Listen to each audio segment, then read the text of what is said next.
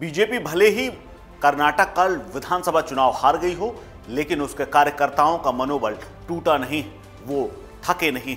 इसीलिए साल 2024 की अभी से तैयारियां शुरू हो गई और इसकी पहली वानगी देखने को मिली है यूपी में, जहां पर पार्टी ने सबसे पहले, एक साल अभी वक्त बाकी है, लेकिन वहां पर सर्वे कराना शुरू कर दिया है ताकि उचित उम्मीदवार और उचित प्रत्याशियों को उतारा जाए और चुनाव में ज़्यादा से ज़्यादा सीटें पाई जाए।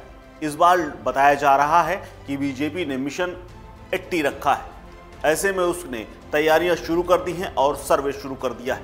पहले एक सर्वे आया है जिसमें कई ऐसी सीटें हैं जो रेड जोन में आ गई। जी हाँ, रेड जोन में आने का मतलब है कि पार्टी वहां पर चुनाव हार सकती है या फिर कुछ गड़बड़ अंदरूनी है और संगठन में भी कहीं ना कहीं बदलाव की जरूरत है, ऐसा माना जाता है।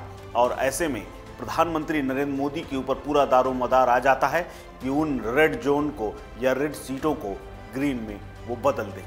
नमस्कार, मैं हूं कुलदीप द्विवेदी और आप देख रहे हैं वन इंडिया हिंदी। यूँ तो आपने देखा होगा कि प्रधानमंत्री नरेंद्र मोदी किसी भी चुनाव में अपनी पूरी जी जान से जुट जाते हैं, क्योंकि पार्टी के लिए विजय उनकी सबसे बड़ी प्राथमिकता होती है। इसीलिए साल 2024 का, जबकि उनके खुद का चुनाव है, उसमें वो कैसे कोई कोर कसर छोड़ सकते हैं। ऐसे में लोकसभा चुनाव की तैयारियां अभी से शुरू हो गई हैं और यूपी में तो पार्टी बेहद गुपचुप तरीके से काम कर रही है। यहाँ बीजेपी ने सभी 80 लोकसभा सीटों पर 3 स्तर पर सर्वे कराया है। पार्टी सूत्रों की माने तो लोकसभा चुनाव के टिकट बंटवारे में इस सर्वे की अहम भूमिका होगी और इस त्रिस्तरीय सर्वे में 2 सर्वे जिन दावेदारों के नाम आएंगे उन्हें पैनल में जगह मिलेगी। प्रत्याशी चयन में भी उन्हीं नामों पर मंथन किया जाएगा।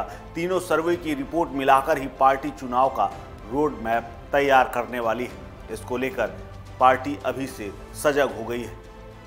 आपको बता दें, प्रधानमंत्री नरेंद्र मोदी की सबसे ज़्यादा रैलियां भी रेड जोन में ही होती हैं। ऐसे में बीजेपी ने अभी से उन सभी सीटों को चिन्हित करना शुरू कर दिया।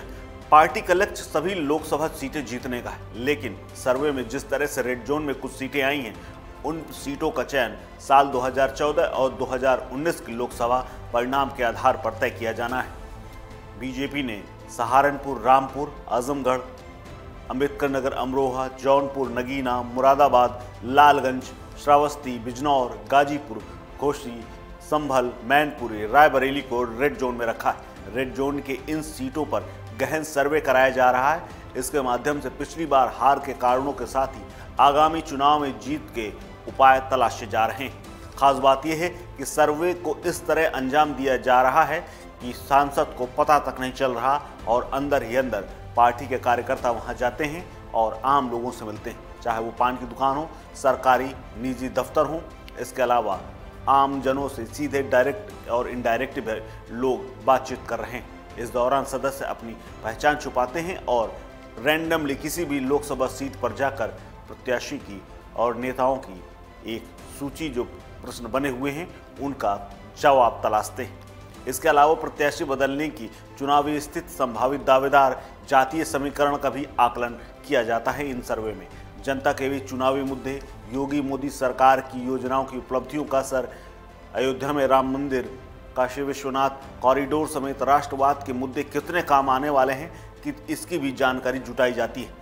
सूत्रों की माने तो इस सर्वे में नियुक्त एजेंसी के वरिष्ठ अधिकारियों ने राजधानी में डेरा जमा लिया है और सर्वे टीम के सदस्य किसी भी जिले में जाकर अपना बिना परिचय दिए हुए दुकान, सरकारी दफ्तर, पार्क, प्रबुद्ध लोग, महिलाएं, युवाओं के बीच में घुल मिल करके उनसे बातचीत करके निष्कर्ष निकाल रहे हैं और सर्वे की रिपोर्ट तैयार कर रहे हैं। लेकिन जिस तरह के सर्वे अभी फिलहाल आए हैं, उसके आधार पर जो रेड जोन है वो चिंता बढ़ा रहे हैं। साथ ही उन सांसदों की भी चिंता बढ़ रही है जो इन रेड जोन से आते हैं और उनके प्रदर्शन में प्रभाव पड़ने वाला है। यहाँ तक कि माना जा रहा है कि कई जगह तो उनका टिकट भी रेड जोन में जा चुका है। इस खबर में फिलहाल इतना ही। अपडेट्स के लिए बने रहिए वन इंडिया हिंदी के साथ। नमस्कार।